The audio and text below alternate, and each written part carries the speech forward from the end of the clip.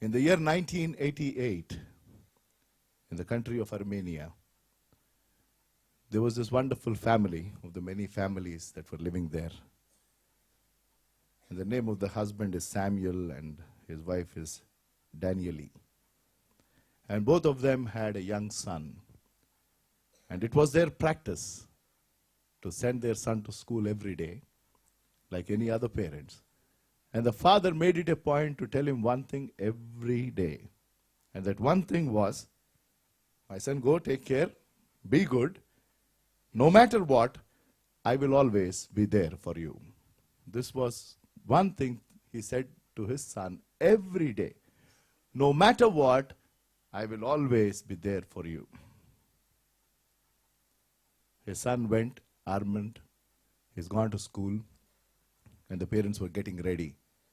And in a couple of hours, there was this flash news that a powerful earthquake has rocked their place. And it was major. And there were thousands that were trapped. People were dying because of that powerful earthquake. So this father immediately thought of his son, and he took his coat and everything, and he rushed to the school.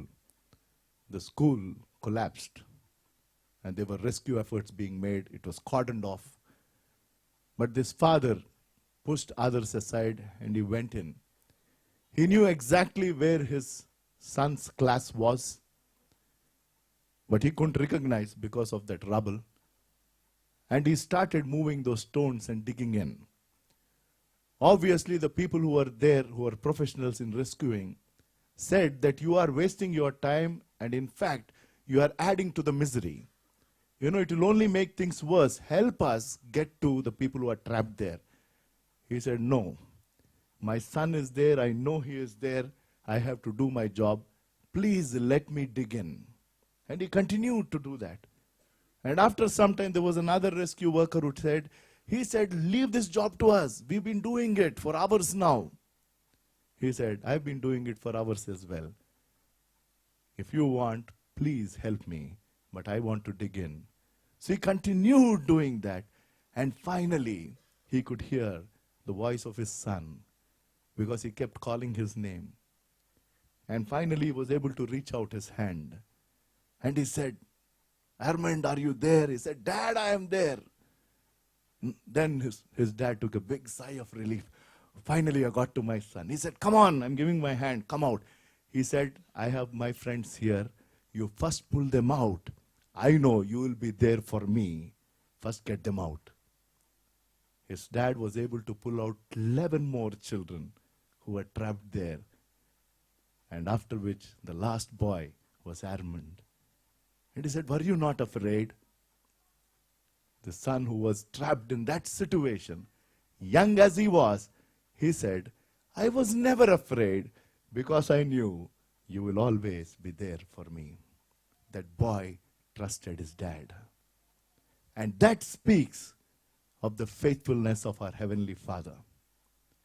While we are here this last Sunday of 2013, if we look back, I am sure there are situations and times that we all went through.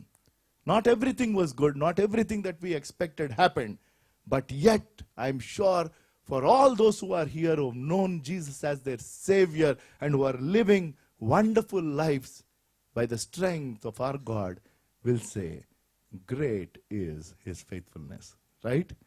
Great is His faithfulness, because that is what He is called and that is His character. Somebody said, I borrow a lot of stuff. This is not my own. I do a lot of reading. I do a lot of research as well. And I put together things by the grace of God. Somebody said there is nothing like God failure. There are so many things that fail in our life. Yes, no? Even though you have wonderful power backup, still it is not forever. When there is a blackout, couple of months back when the southern grid was about to fail, in Andhra Pradesh, the headlines was, the entire South India is going to be in darkness.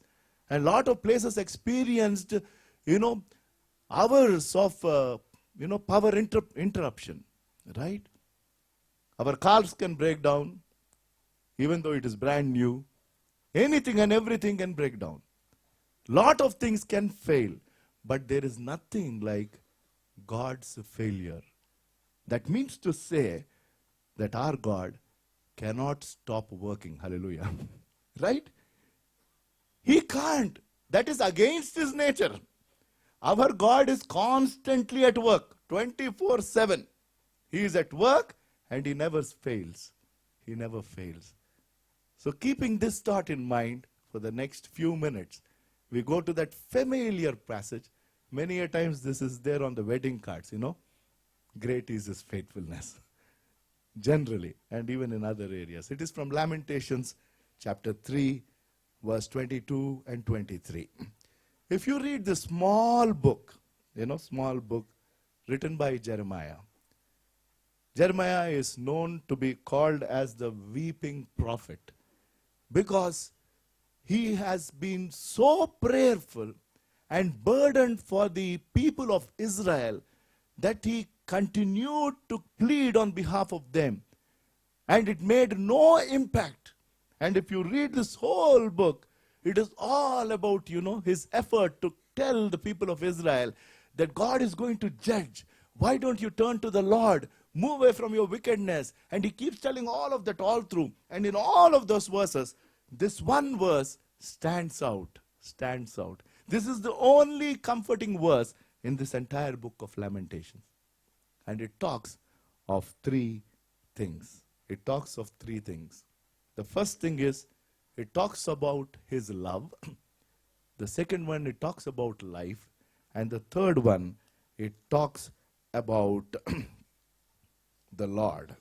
And we will quickly, sum it up because of lack of time and see what it means for us. Let us just remember two more things before we look at these two verses in a little more detail. The two verses are from Lamentations chapter 3, verse 22. It is up there for us on the screen, the New International Version. Because of the Lord's great love, and in the NKJV it says, but stick to NIV, that's absolutely no problem. Through the Lord's mercies, we are not consumed. For his compassions never fail. We will break it up into three parts. Our God is faithful. There is no doubt about it. The first thing that we need to always remember when it comes to the faithfulness of God is, faithfulness is his character. It is his character. So that is the reason I say he cannot act against his character. Psalm 111, verse 7. If we can pull up on the screen. Psalm 111, verse 7.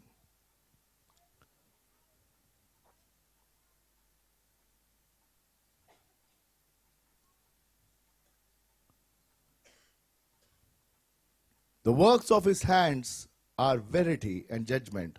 All his commandments are sure. All his commandments are sure. That means to say that my God is consistent and he is constant. There is no change. So remember that. And the second one is, he is faithful in his covenant. We say our God is a covenant-keeping God. That means a covenant is between two parties, between two people.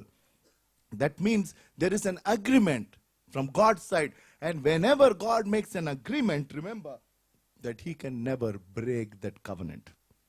We might break our own word, our own promise, our own agreement that we make with people. So that is the essence of his faithfulness. Somebody asks, and if you have a question about his faithfulness, go back to these two thoughts. Remember that he is faithful in character, he is faithful in his covenant. And now if we go back to the verses that we are going to meditate today, Lamentations chapter 3, verse 22, through the Lord's mercy, because of the Lord's great love or mercy. So that is the reason I said it is a lesson about his love. Loving kindness, I believe that word has come 30 times in the Old Testament, which conveys love, which conveys grace, which conveys mercy, it conveys faithfulness, it conveys goodness. regardless of whatever we face or we have faced or we are going to face in this life, let us remember that His love is always there, because that is His promise. Jesus told to His disciples, He said, the common love of God is, for God so loved the world, right? That love is for everybody. For God so loved the world that He gave His only begotten Son, that whosoever believes in Him should not perish but have everlasting life, John 3:16. That is His common love towards everybody. But when it came to His own, Jesus said, I love you. And He said to His own, I will love you till the very end. Till the very end. So this is a separate, special love that God has towards His children, which is called agape love. A love that cannot be matched by any other love. And again in Romans 8, it says that nothing can separate us from the love of God. Nothing can separate us. So, based on this verse, through the Lord's mercies, because of the Lord's great love, we are not consumed. So what is the scope of this love? The scope of this love is nobody is beyond the reach of this love. There are so many examples, I don't have time to quote, but nobody. It is for us as human beings, sometimes we find it difficult to love certain people. Forget love, to even like certain people. That is human tendency. But when it comes to God's love, the scope of His love is, there is nobody who is beyond His reach. He has reached all kinds of people. When Jesus came into this world, we celebrated His coming few days back, that the Word became flesh and it dwelt among men. And if you look at the life of Jesus and the kind of people that He met and the kind of mercy and grace and loving kindness He's shown to people, nobody has ever done that. Nobody has ever done that. Be it Zacchaeus or be it Judas Iscariot. Right? It still baffles me that on the night that He was to be betrayed, when He took that dish with water and took that towel and started washing the feet of disciples, Judas Iscariot was there. And Jesus knew that He's going to betray. That is the epitome of His humility and His love and His loving kindness.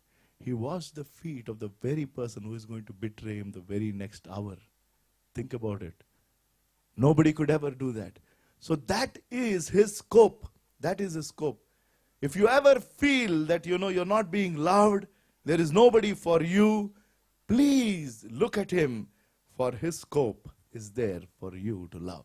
Second one about His love, a lesson about His love, is that there's a lot of strength in His love. There is a lot of strength in His love. Jeremiah chapter 31 verse 3. The Lord appeared to us in the past, saying, I have loved you with an everlasting love. I have drawn you with loving kindness. I have drawn you with loving kindness. So in His love, there is strength. And because of that love, God is attracting all kinds of people. All kinds of people. Those who probably were never cared for are being attracted by the love of God. People with different habits, people who have messed up their life, who ruined their life, have heard the gospel of Jesus and were attracted. So there is strength in His love. His love is available for everybody. The scope has no boundaries. Nobody is beyond His love and His strength. And the third one about His love is the source. As we all know, that God is love. His very nature is love. So nothing can happen in your life and my life unless it passes through Him. Unless it passes through Him. When I say it passes through Him, if something is touching me, it would have touched Him first. Because that is what the children of God should remember, that there are no accidents in a believer's life. there are no accidents. Unless God permits. Take the life of Job, a classic example. The kind of havoc that was created in his life, Satan did it, but we know that God permitted. If he didn't permit, none of that could have ever happened. And God also kept a boundary. He said, you cannot touch his life. You can do whatever, but you cannot. So that is the love of God. 3 things about his love. If we go back to Lamentations 3, verse 22. Because of the Lord's great love, we are not consumed. We are not consumed. We are not eaten up because of his love. And nothing can separate us from his love. And the second one is, for his compassions never fail. That is a lesson about life. The first one is a lesson about love. The second one is a lesson about life. God is moved. The word compassion is a strong word. Moved within the heart to do something. That is what is compassion. It is not just a feeling. It is something that is translated into action. So this verse tells me that his heart is such a heart that it always moves when it looks at his people. He is moved with compassion, and his compassion never fails. It never fails. They are new every morning. The question is, what is new every morning for a believer of Lord Jesus Christ? What is new every morning? Couple of things that I've jotted down. Not in any specific order. But we can expect each of this every day of our life because of that last line which says, great is his faithfulness. Because his faithfulness is great, because of his great love, we are not consumed, and his compassion never fails. He is moved within his heart to reach out to you and show that compassion towards you and me, and his compassion is sufficient for us. And that is what Paul says when he prayed 3 times about the thorn in his flesh. Bible commentators refer that to be a disease which was not curable. And Paul prayed thrice. A person who said, I have followed Christ, so you can follow me. For to me to live is Christ, and to die is gain. And if anybody has given Christianity a shape after Lord Jesus Christ, is Apostle Paul. There's nobody else. He stands that close to the Lord. A person who was determined to kill everybody who was walking that way. A person who was equipped by the government order saying that, I am going to persecute these people and kill them. And you and I know how Saul became Paul. And what a turnaround. What a turnaround. He doesn't have to pray 3 times. He knew the heart of God. He knew the heart of God because of his life. And he was having such a wonderful, strong relationship with the living Savior. But he prayed thrice. And the answer to that prayer was, my grace is sufficient for you. That is when Paul went on to say, he said, when I'm weak, I am strong. Because his compassion never fails, we can rest in this promise and say, his compassion is sufficient for me. It was sufficient for us throughout this year. It will be sufficient for us going forward. And his compassion is specific to you and me. It is not generic. It is specific. Based on your situation and my situation, God's compassion reaches out to you and me. That is the beauty. He knows my individual need. He knows my individual struggle. He knows what I'm going through. And he reaches out to me and understands because I am his child. I cannot explain in much more detail. But his compassion is specific to us. He can relate to you and me like nobody else because he is my creator. So what is new for us every morning. They are new every morning. One of the many that are new every morning is, one is strength is new for each one of us every morning. Do you believe? Do you believe? Every morning, if we spend time in prayer and His Word, I am telling you, nobody can say we are not strengthened. You sure will be strengthened. Strength is available to you and me new every morning. New. New. Second, opportunities are new every morning. Yes.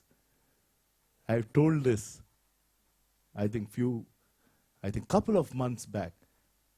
And I used this illustration when we went about doing a program in schools, not preaching gospel, but just telling about life and the situations around, different aspects of life and things like that. I said you could face life in three ways. The first one is a fear mode. For anything and everything, you could face it with fear. The second one I said is you could face it by taking it as a challenge. The third one you can face it is taking it as an opportunity. The best way to face situations in life is treat it as an opportunity. Whichever comes your way, treat it as an opportunity. You'll give your best. If you get it, it's fine. If you doesn't, it doesn't really matter because you'll wait for the next opportunity to come. Take everything that comes your way as an opportunity. And when it says it is new every morning, God's compassion is new every morning, I agree. God's love is new every morning, I agree. Because His faithfulness is great. But if you break it down and think about it, what all can I receive new every morning? I can receive new strength every morning.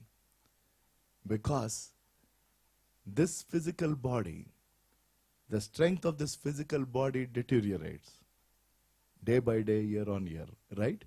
But again in Corinthians it says that while the outer person is, becoming weak, the inner person is becoming young day by day, strong day by day. So that is the strength I'm talking of. God gives us strength internally every day. It is new for you to receive. Opportunities are new. God's protection is new. The physical blessings that you and I would want to receive are new every morning. His providence is new. His help is new. His forgiveness is new every morning. I can go on.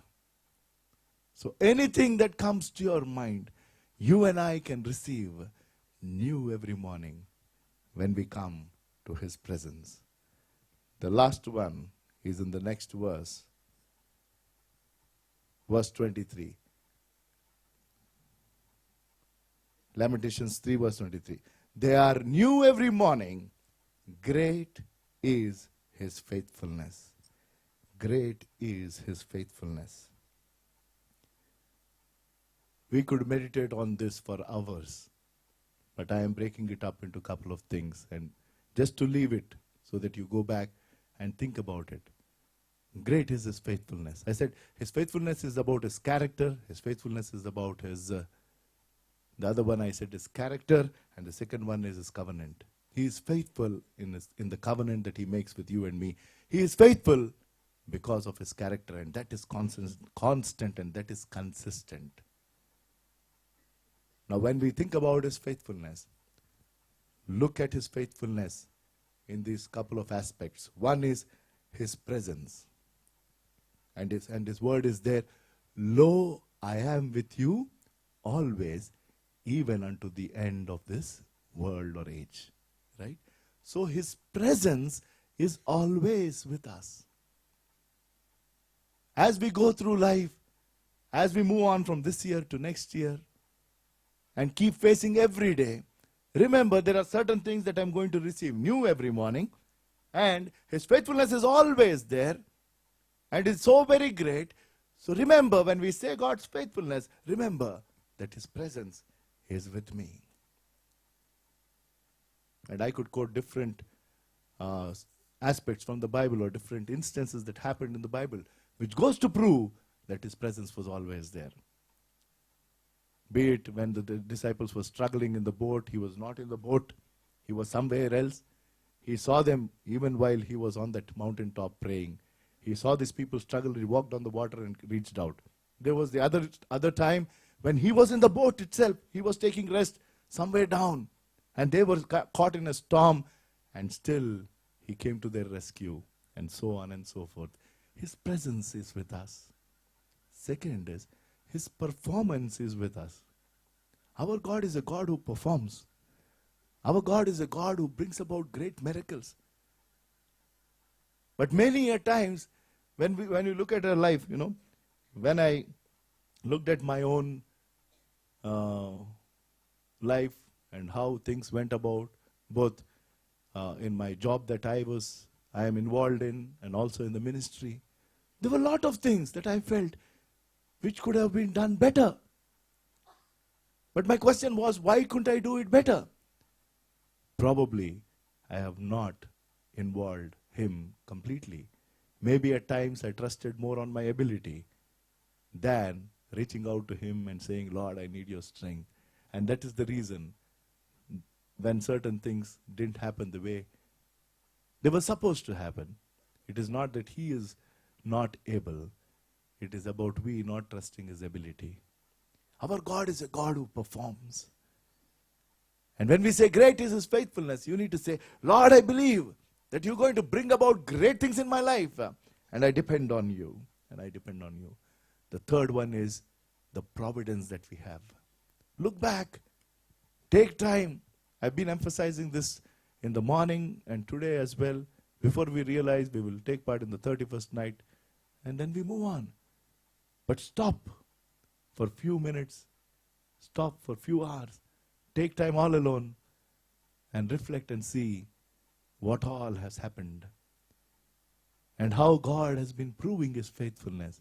And have we really realized and have we understood what it means to have a faithful God? Are we really appreciating the fact that there were times that we were not faithful, but He was always faithful? I'm sure we have failed Him. At least I can tell about myself that I have failed Him couple of times. In different areas I have failed Him. But His compassion never fails. Never fails. So His presence is with us. His performance is with us. His provision is with us. And His word says that He will give us our every need, not greed. No? If you look at any of the scams that happened in our country or somewhere else, if big corporations have failed, the only thing that is talked about in the corporate world is this one word called greed. That's all. The root cause for all this mess that is happening in this economy is because of the greed of few people. Because of that, companies have failed, families have fallen apart, and so on and so forth. Our Lord said He is going to meet our need, right? Our Father in heaven is going to meet every need of ours. As we get ready to step into another year, and as we look back what has happened this year and in our life broadly, we should reach to a stage in our spiritual life where we should be able to trust Him in whatever situation we are in. If you have to come to a stage of spiritual maturity, it is this stage which tells that I have complete trust in Him. I should reach to that stage where I say, I don't worry about anything. Full, complete trust, irrespective of whichever place I am in, whatever situation I am in. saying that I trust him. That means, in simple terms, that I know that he will take care. Right? That's what it is. I am telling you, if we reach to that level, life will be so relaxed. You don't have to really worry. Because you're saying, I don't have to worry because I know he will take care. Because great is his faithfulness. He will not let me down. He cannot let me down. I am his child. I trust him. I leave it to him. He will take care. Aim each day of your life to reach that stage. And more than anything else, it is not just his presence, it is not just his performance, it is not just his provision, it is not only just his power, but the whole person of who he is speaks about his faithfulness. His faithfulness. So that is the lesson about our Lord. These two verses have spoken to us about the lesson of love, the lesson of life, and the lesson of our Lord. Let us bow our heads in prayer. Take half a minute to just reflect. To just reflect. And say, Lord, I want to thank you. I knew this verse. I knew you are a faithful God. But there were times that I have faltered in my faith in you.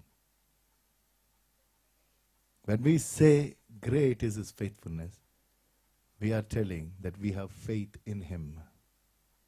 About who he is, about what he can do, and what he has done.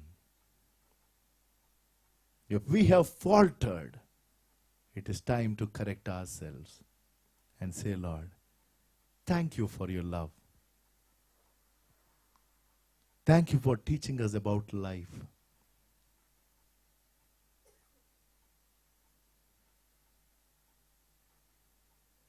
His compassion never fails. That is a fact of life. He is always moved in his heart when it comes to you and your situations. He is moved with compassion in his heart. And he comes to you with specific help. And he has done that, I'm sure, in 2013. And he will continue to do that.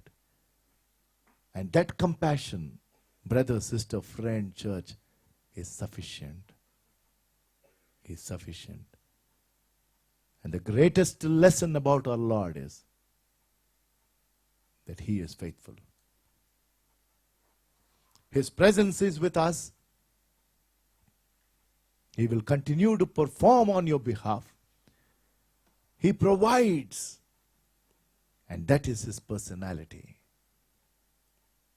Oh, what a God we serve. They are new every morning.